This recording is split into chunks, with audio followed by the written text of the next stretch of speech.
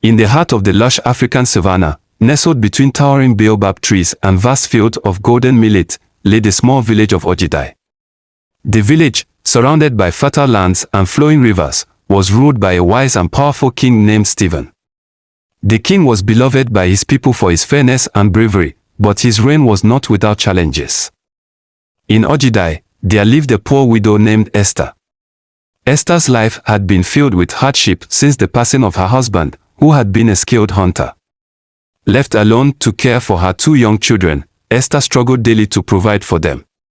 She would rise before the sun, gathering wild fruits, firewood, and herbs from the nearby forest, which she would sell at the village market. Despite her poverty, Esther was known for her kindness and wisdom. She was often sought after by villagers for advice and was respected for her knowledge of traditional healing and the ways of the ancestors. One evening, as the moon cast a silver glow over the village, a group of elders gathered in the king's palace. They had received disturbing news from the village oracle, Baba Ife. The oracle had seen a vision of doom, an imminent attack on Ogidi by a rival king, King Theophilus, who was known for his ruthless conquest. Baba Ife warned that the attack would happen under the cover of the next full moon, and the only way to save Ogidi was for someone to undertake a perilous journey to the sacred grove of Oromala, the god of wisdom, to seek his guidance. The journey was dangerous, as the sacred grove was located deep within the forbidden forest, a place said to be inhabited by spirits and wild beasts. No one in the village dared to take on such a task, for fear of the unknown. Word of the prophecy spread through the village, causing great fear and uncertainty among the people. As the full moon approached, Esther, while tending to her small farm, overheard a conversation between 2 villagers about the prophecy.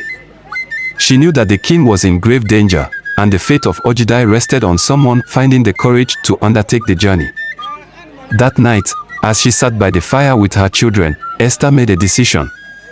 Though she was poor and had little strength, she could not stand by and do nothing while her village faced destruction. She decided to go to the palace the next morning and offer herself for the journey. When Esther arrived at the palace, the guards were surprised to see her. They hesitated to let her in, but her determined gaze convinced them to take her to the king. Standing before King Stephen, Esther bowed respectfully and spoke with conviction. "My king," she said, "I know I am but a poor widow with little to offer, but I cannot let our village fall without trying to save it. I will go to the sacred grove and seek the wisdom of Oromala." The king was moved by Esther's courage. Though he was reluctant to send her on such a dangerous mission, he knew that no one else had volunteered. With a heavy heart, he gave her his blessing and provided her with a small bag of provisions for the journey.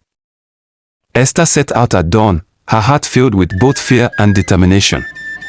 The path to the sacred grove was treacherous, winding through dense forest, across raging rivers, and over steep hills. Along the way, she encountered many obstacles, a wild boar that blocked her path, a fierce storm that threatened to sweep her away, and treacherous terrain that tested her endurance. But Esther pressed on, drawing strength from her love for her children and her village. She prayed to the ancestors for guidance, and in moments of doubt, she remembered the stories her grandmother had told her about the power of faith and courage. After several days of travel, Esther finally reached the forbidden forest. The air was thick with mist, and the trees loomed like silent guardians.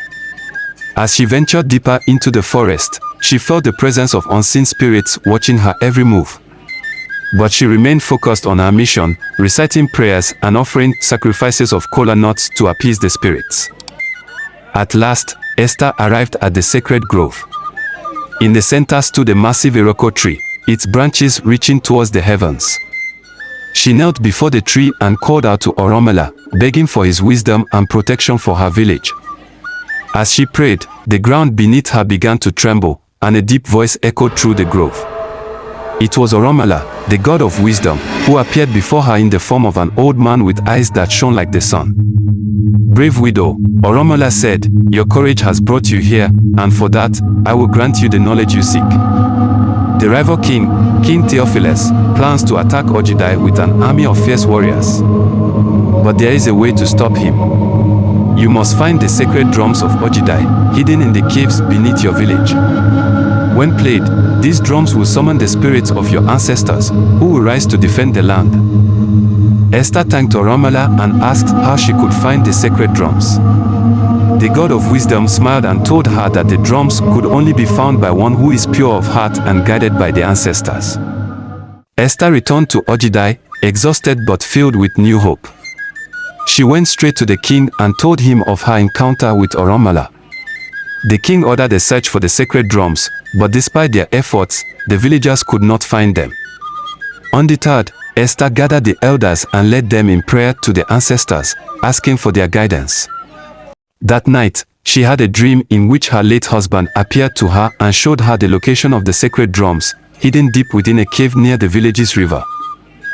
The next morning, Esther led the king and his warriors to the cave.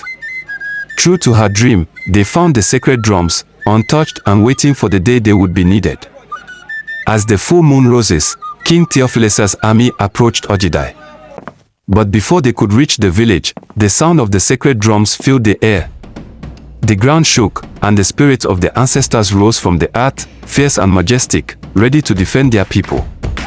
King Theophilus's warriors, seeing the might of the ancestral spirits, fled in terror, and the attack was thwarted. Ogidi was saved, and the villagers rejoiced. The king honored Esther for her bravery and wisdom, declaring that she would never want for anything again. She was given a new home, and her children were provided for. The villagers celebrated her as a hero, and her story was told for generations to come. From that day on, Esther was known as the widow who saved the king.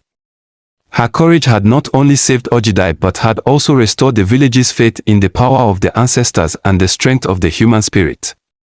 The drums of Ogidi were enshrined in the palace, to be played only in times of great need. And Ebony lived the rest of her days in peace, knowing that she had fulfilled her destiny and protected the land she loved.